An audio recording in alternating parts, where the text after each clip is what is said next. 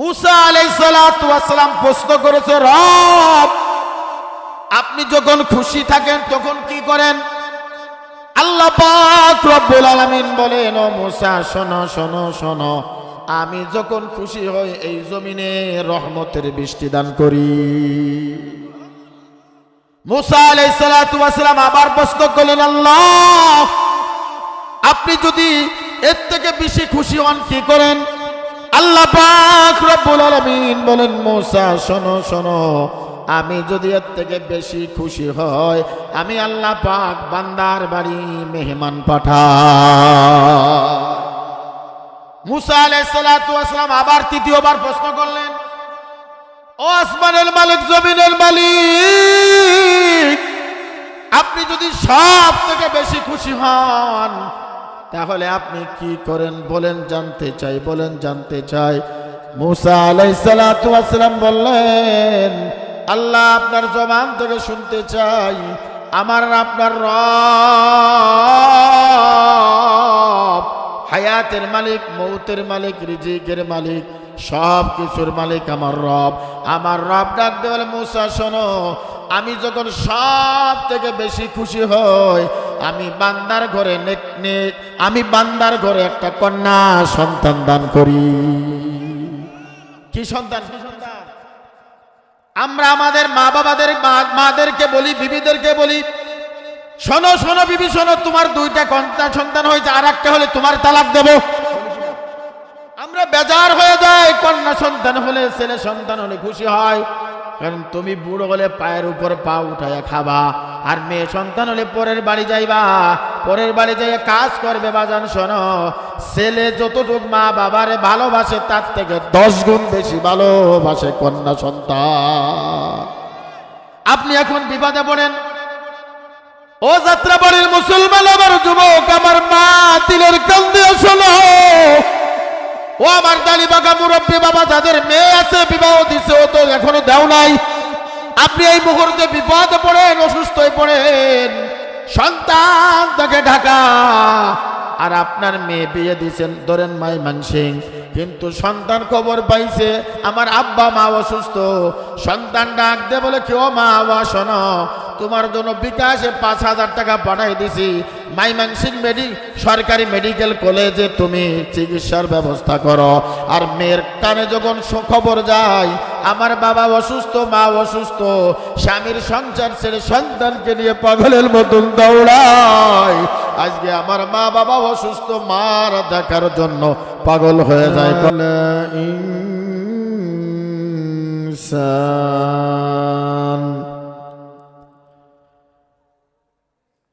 ونشهد أن لا إله إلا الله وحده لا شريك له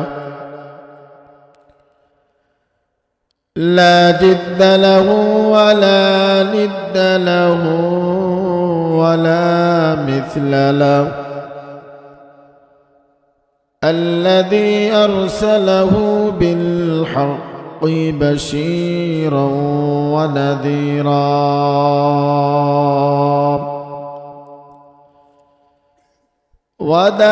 وداعيا إلى الله بإذنه وسراجا وقمرا منيرا.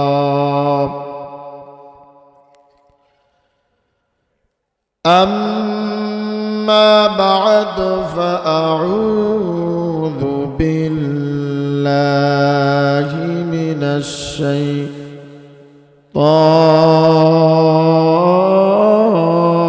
الرجيم.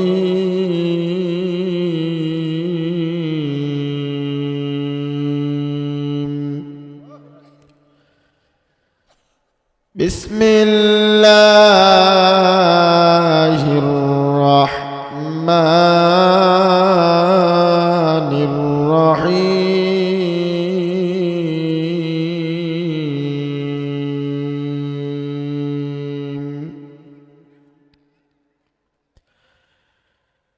يا أيها الذين آمنوا اتقوا اتقوا الله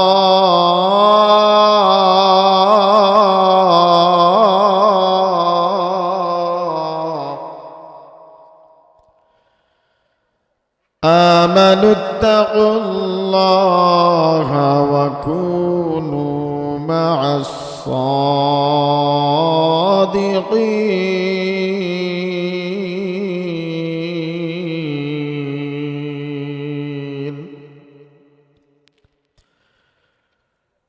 وقال تعالى ألا إن أولياء الله لا خوف عليهم ولا هم يحزنون.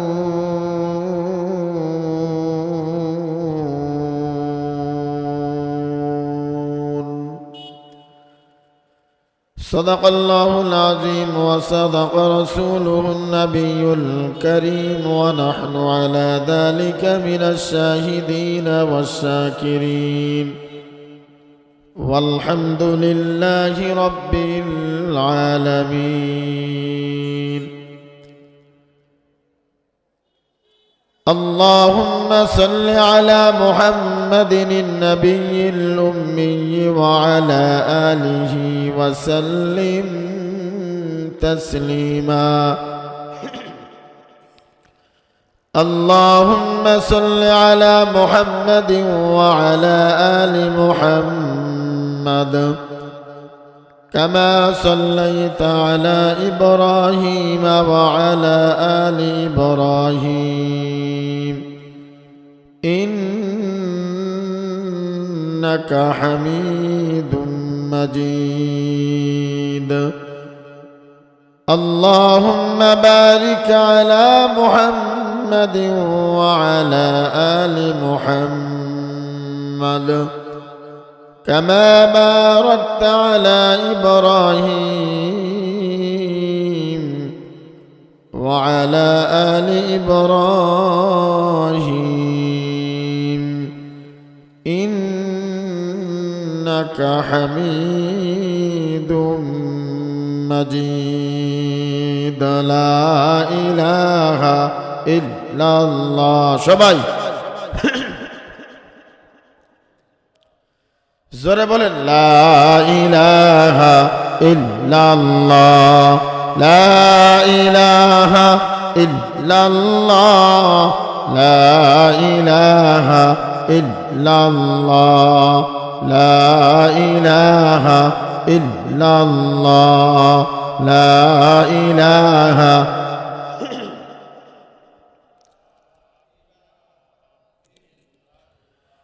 বহু দূরে মদিনা কেমনে যাব চিনি না। বহু দূরে মদিনা কেমনে যাব চিনি না।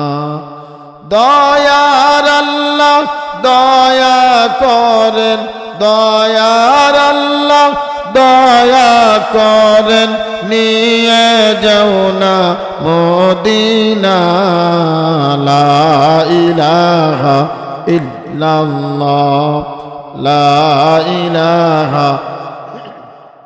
সবাই মহব্বতের সঙ্গে বলেন লা ইলাহা ইল্লাল্লাহ লা ইলাহা ইল্লাল্লাহ লা ইলাহা ইল্লাল্লাহ লা ইলাহা লা ইলাহা ইল্লাল্লাহ লা ইলাহা ইল্লাল্লাহ লা ইলাহা ইল্লাল্লাহ লা ইলাহা ইল্লাল্লাহ লা ইলাহা ইল্লাল্লাহু মুহাম্মাদুর রাসূলুল্লাহ। সকলে বলেন সাল্লাল্লাহু আলাইহি ওয়াসাল্লাম। কেমন করে ঘুমাও তুমি কেমন করে ঘুমাও তুমি ফজর করে কাজা,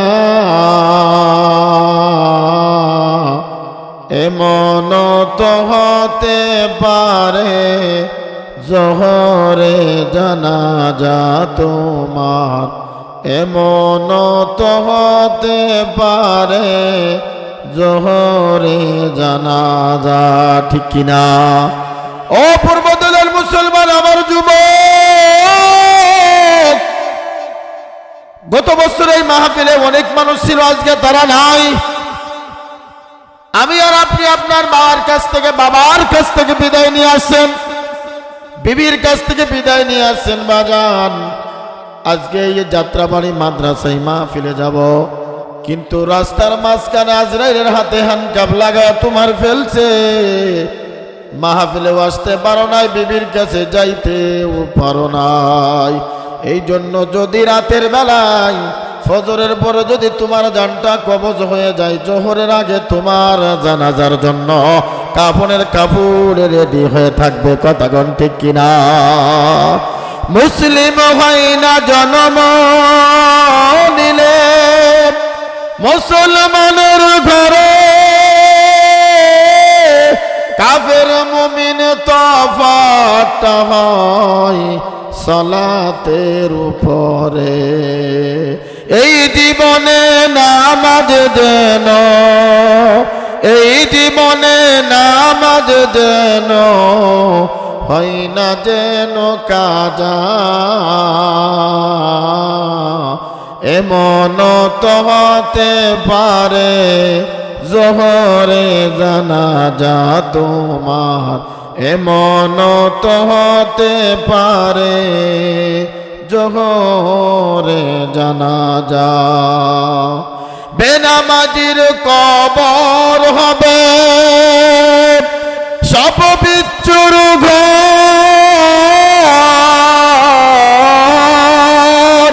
দুই পাশেরই মাটির চাপে, দুই পাশেরই মাটির চাপে হবে রে চুরমার তোমার, হবে রে চুরমার। এই জীবনে নামাজ যেন, এই জীবনে নামাজ যেন হয় না যেন কাজা, এমন তো হতে পারে জোহরে জানাজা তোমার, এমন তো হতে পারে জোহরে জানাজা। কথা কোন ঠিক কিনা? হায়াত মৌতের মালিক কে? আমি আর আপনি যে বড়াই করি, আমি আর আপনি যে ক্ষমতার বাহাদুরি দেখায়, আমি আর আপনি যে নেতার বাহাদুরি দেখায়, শিল্পপতির বাহাদুরি দেখায়, সব পড়ে থাকবে, সব পড়ে থাকবে বাজান, কিছুই সঙ্গে নিতে পারবেন না। যাবে শুধু 3 টুকরা কাপড়, তাও কোনো সেলাই নাই, কোনো পকেট নাই, কোনো বান্ধন দিবে তো গিফট দিবে না, শেষ। চক্ষু খোলা আছে, আপনার সমাজে দাম আছে। চক্ষু বন্ধ হয়ে যাবে, আপনার বিবিও ধাক্কা দিয়ে বারান্দায় ফেলে রাখবে।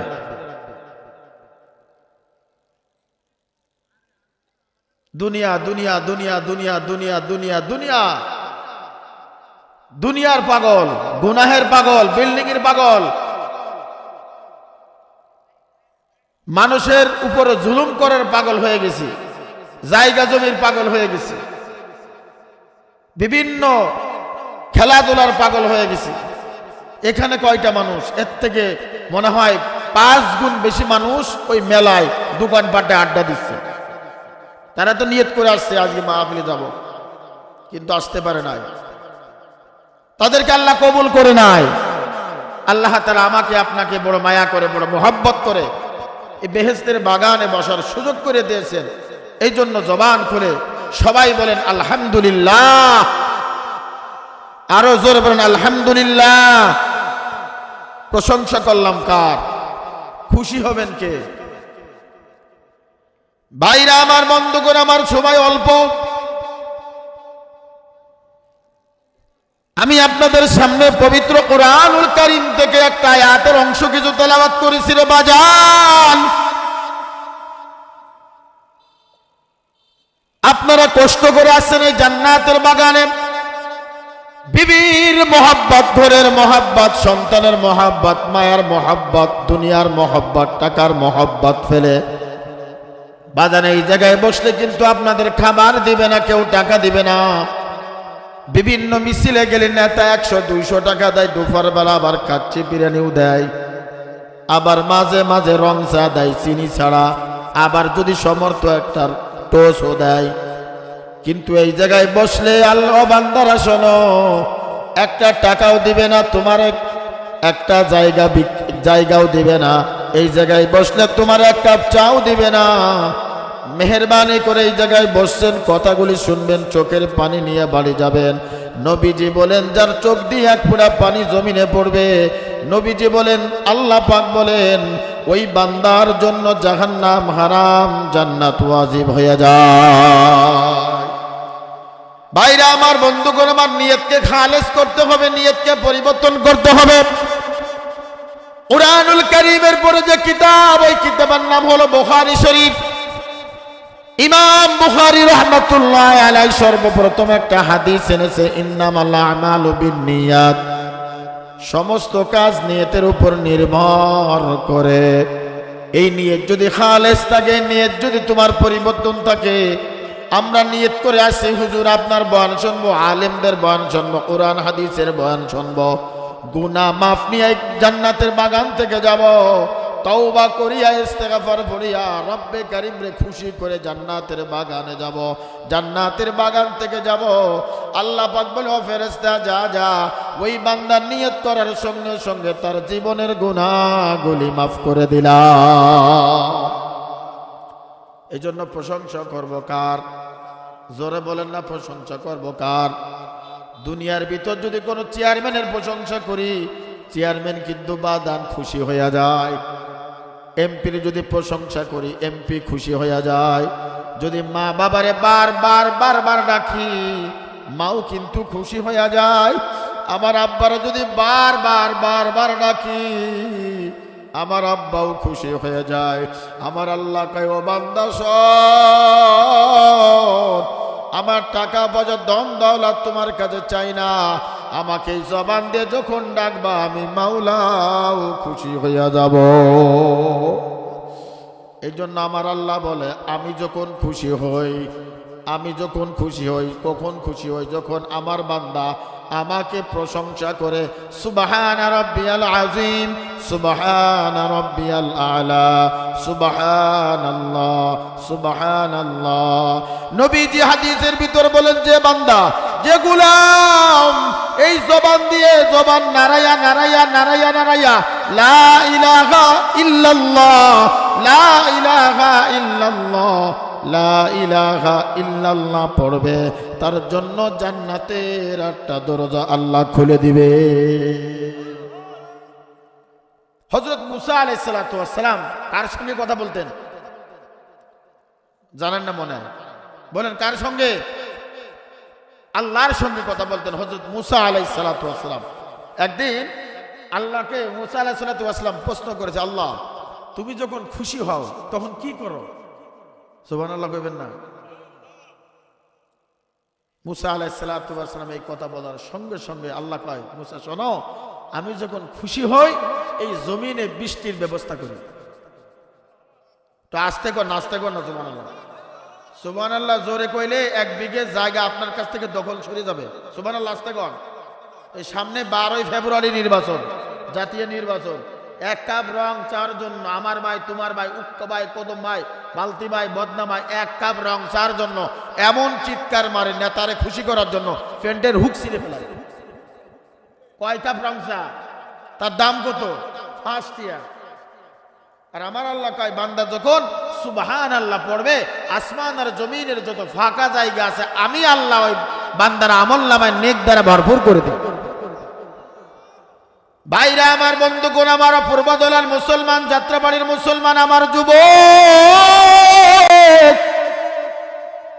মুসা আলাইহিস সালাতু ওয়াস সালাম প্রশ্ন করেছে, রব আপনি যখন খুশি থাকেন তখন কি করেন? আল্লাহ পাক রব্বুল আলামিন বলেন, ও মুসা শোনো শোনো শোনো, আমি যখন খুশি হই এই জমিনে রহমতের বৃষ্টি দান করি। মুসা আলাইহিস সালাতু ওয়াস সালাম আবার প্রশ্ন করলেন, আল্লাহ আপনি যদি এর থেকে বেশি খুশি হন কি করেন? আল্লাহ পাক রব্বুল আলামিন বলেন, মুসা শোনো শোনো, আমি যদি এর থেকে বেশি খুশি হয় আমি আল্লাহ পাক বান্দার বাড়ি মেহমান পাঠাই।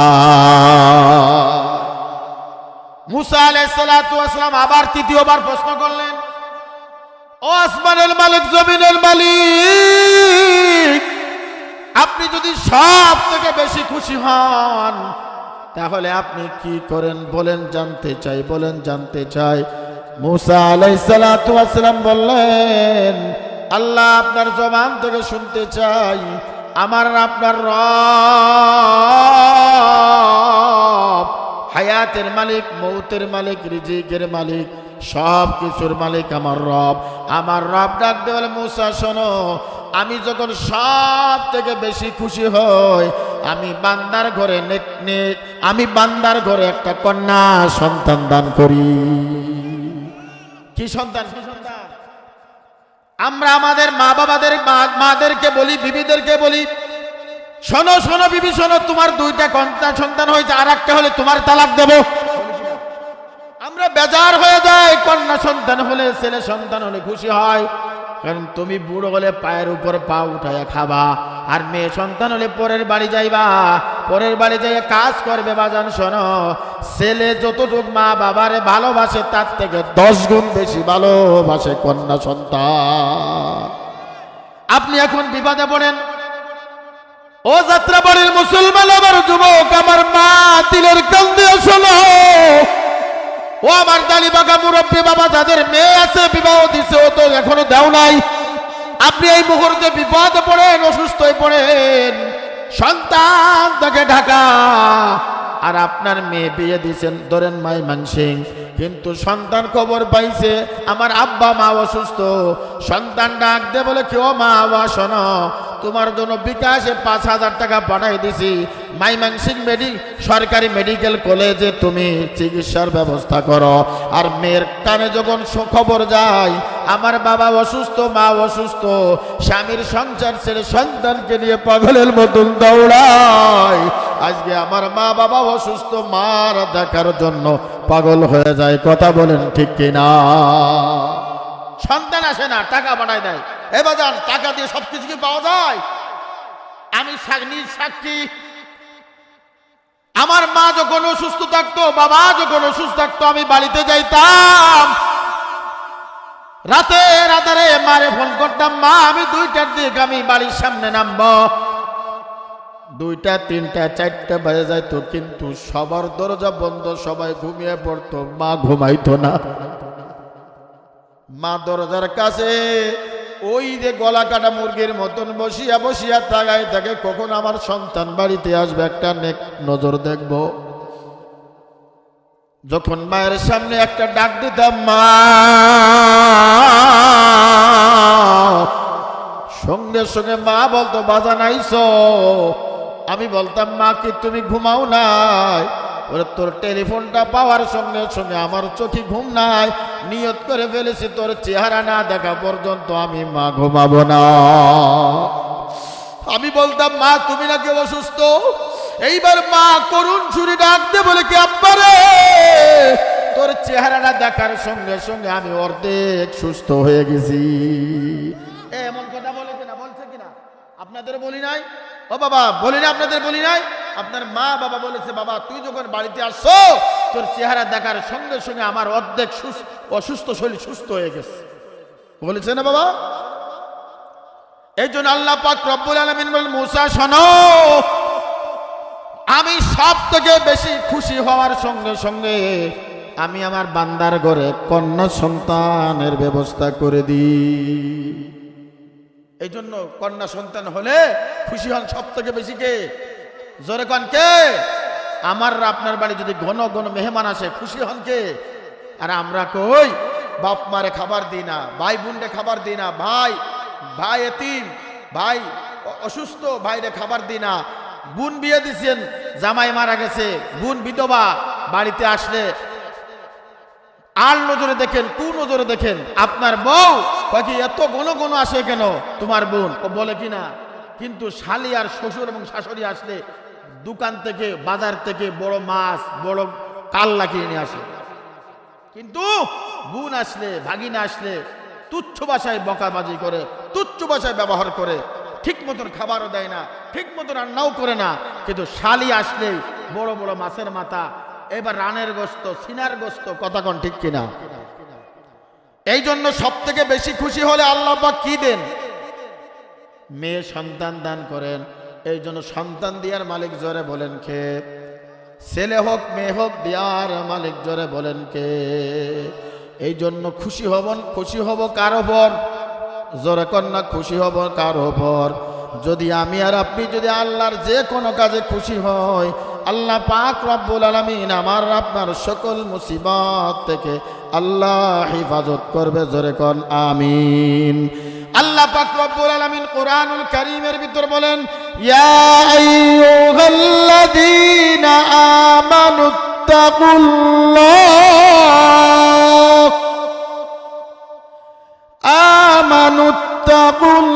আমানুত্তাকুল্লাহ হাক্কা তুকাতিহি ওয়া লা তামুতুন্না ইল্লা ওয়া আনতুম মুসলিমুন।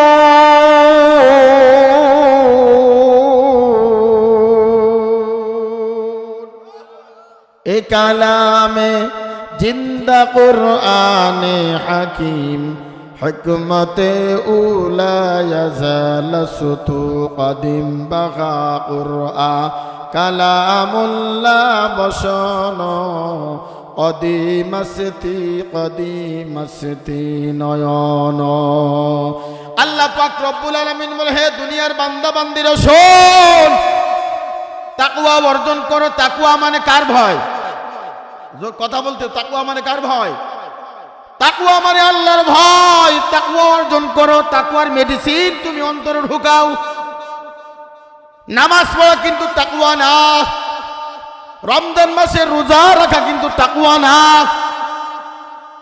7 লাখ টাকা দিয়ে হজ করা কিন্তু তাকওয়া না। মানুষের যাকাত দেয়া কিন্তু তাকওয়া না। তাহলে হুজুর কোনটা তাকওয়া? মুফাসসিররা বলে গুনাহ থেকে বাঁচার নাম হলো তাকওয়া। গুনাহ থেকে বাঁচার নাম হলো তাকওয়া। আপনি জিনার কাজে চলে গেছেন, হারামের কাজে চলে গেছেন, ওই জায়গা থেকে তওবা করে ফিরে আসার নাম হলো তাকওয়া। গুনাহ থেকে বাঁচার নাম কি বাজান? বলেন, গুনাহ থেকে বাঁচার নাম কি? জোরে কোন, গুনাহ থেকে বাঁচার নাম কি? ভাইরা আমার, বন্ধুগণ আমার, আল্লাহর নবীর কাছে একজন সাহাবী আসছে, এসে বললেন, ইয়া রাসূলুল্লাহ, ইয়া হাবিবাল্লাহ, আমি বড় বড় 4টা অপরাধ করি। 1 নম্বর হলো আমি জিনা করি। 2 নম্বর হলো বাজান আমি মিথ্যা কথা বলি। 3 নম্বর আমি পাপ কাজ করি, আমি অপরাধ করি। 4 নম্বর হলো আমি নামাজ কাজা করি অথবা খারাপ কাজ করি। আল্লাহ নবী সাল্লাল্লাহু আলাইহি ওয়াসাল্লামকে এই কথা বলার সঙ্গে সঙ্গে এইবার আল্লাহ নবী বললেন, ও সাহাবী শোনো শোনো, তোমাকে একসঙ্গে 4টা মাসালা দিলে 4টে দিকে তওবা করলে তুমি পারবা না। তোমাকে একটা একটা করে ছাড়তে হবে, একটা একটা করে তোমাকে ছাড়তে হবে। এইবার আল্লাহর নবী মুহাম্মদুর রাসূলুল্লাহ সাল্লাল্লাহু আলাইহি ওয়াসাল্লাম বলেন, এই জন্য তোমাকে সর্বপ্রথম একটা কাজ ছাড়লে তুমি 3টে কাজ তোমার থেকে বন্ধ হয়ে যাবে। আল্লাহর নবীর সাহাবী ডাক দেবেন, ইয়া রাসূলুল্লাহ, ইয়া হাবিবাল্লাহ, 4টে বড় বড় অপরাধ করি, তার ভিতরে একটা মিথ্যা কথা বলি, একটা জিনা করি, একটা মদ পান করি। আমি 4টে কাজ, বড় বড় কাজ করি। এই 4টে কাজ একসঙ্গে আমাকে যদি আমাকে তওবা করে দেন, আমাকে বলেন আমি ফিরব না, আমাকে একটা করে আমাকে সবক দেন। আল্লাহর নবী বলেন, তোমাকে সর্বপ্রথম যে কাজটা ছাড়তে হবে ওইটা হলো মিথ্যা কথা। কি কথা? বক্তা সাহেব আসবে 10টায় স্টেজে উঠবে, আমার হুজুর দিয়ে বলি, আপনাদের দিয়ে বলবো না, আমাদের দিয়ে আমরা বলি। 10টায় স্টেজে উঠবে বক্তা সাহেব, 11টা বেজে গেছে, এখনো ময়মনসিংহ কয়েছে, এই তো পূর্ব দলা কতক্ষণ নাগাদ। সিএনজি ওয়ালা ড্রাইভার, আমার বিবি অসুস্থ, মেয়ে অসুস্থ, সকাল 10টায় ময়মনসিংহ মেডিকেলে যাওয়া লাগবে। এবার সিএনজি এর ফোন দেয়, ভাই কই আছো? আসলে আসে হলো ময়মনসিংহ, এই তো শ্যামগঞ্জ, তোমার জন্য অপেক্ষা করতেছি।